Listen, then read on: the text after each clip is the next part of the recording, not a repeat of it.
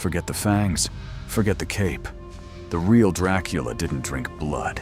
He drowned entire forests in it. He is the inspiration behind history's most famous vampire. But the true Vlad III was a real prince and a real monster. He impaled tens of thousands of his enemies. He dined among the dying.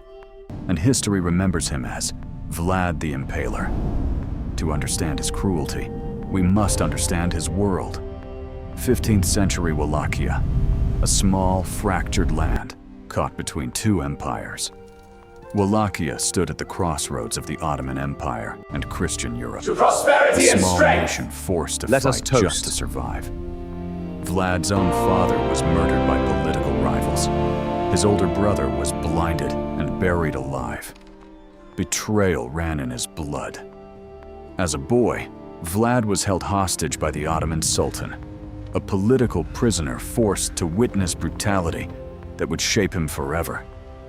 He learned the brutal lessons of power, fear, and survival early. Lessons he would later turn against his captors and his own people. 1456. Vlad claimed the throne of Wallachia for the second time and immediately set out to crush every enemy who opposed him.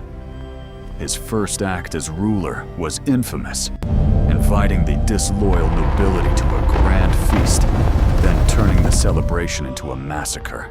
Those nobles who survived were marched on a brutal journey to build his mountain fortress, Poenari Castle, perched above the clouds.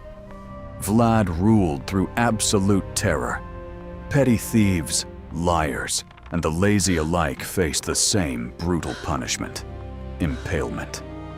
Legend says an Ottoman envoy once refused to remove his turban before Vlad, so Vlad had it nailed to his skull. Whether myth or fact, these stories spread fear across Europe and made Vlad a name whispered with dread in royal courts. In 1462, the Ottoman Sultan Mehmed II launched a massive invasion of Wallachia, determined to crush Vlad once and for all. Outnumbered This and map desperate, proves it. He was Vlad worse. turned to Worse, a are you strategy that certain? would terrify Look at even the evidence. seasoned Ottoman soldiers: psychological warfare. He executed a scorched earth retreat, poisoning wells, burning crops, and leaving nothing for the advancing Ottoman army to survive on. Then came his most infamous act of terror: a forest of over 20,000 impaled bodies left for the Sultan's army to find. Historical accounts claim the Sultan's own army, hardened by years of brutal warfare, was horrified and retreated rather than advance further. Vlad's brutal tactics earned him a fearsome reputation, but they also bought Wallachia precious time against an empire 10 times its size. But Vlad's brutality was not reserved only for his enemies. His own Got the people shot. lived under Looks constant, significant. Definitely new suffocating evidence. fear of his wrath. Stories claim he punished beggars and the disabled by gathering them for a grand feast, then burning the hall to the ground.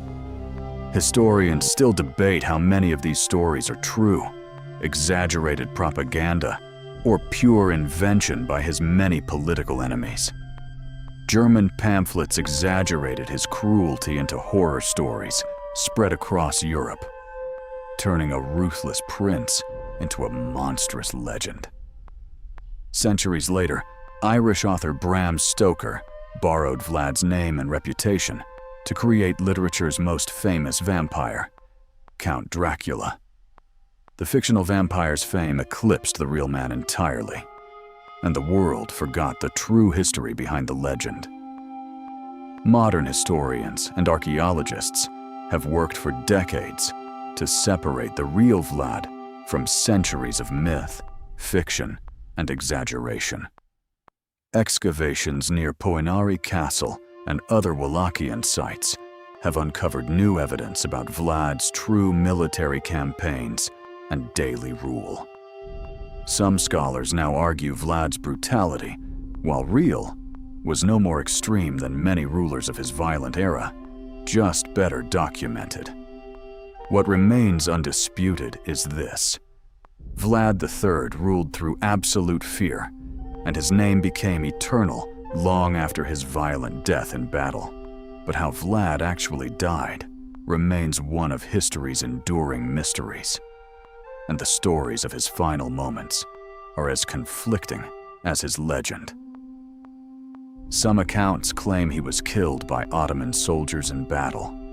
Others suggest betrayal from within his own ranks, assassinated by his own men. Legend claims his head was severed and sent to the Ottoman Sultan as a trophy, preserved in honey to mark his final defeat. To this day, Vlad's actual burial site remains unconfirmed, with some researchers questioning whether his remains were ever truly found. Recent investigations into a possible grave near Snagov Monastery found no royal remains at all, deepening one of history's strangest mysteries. Vlad the Impaler remains one of history's most feared and fascinating figures, a real man whose brutal legacy outgrew even fiction's darkest vampire. Was Vlad a ruthless tyrant, a desperate ruler defending his people, or both at once? History rarely offers simple answers. Subscribe to Dark History Vault for more chilling true stories from history's darkest corners. The truth is always far stranger than legend.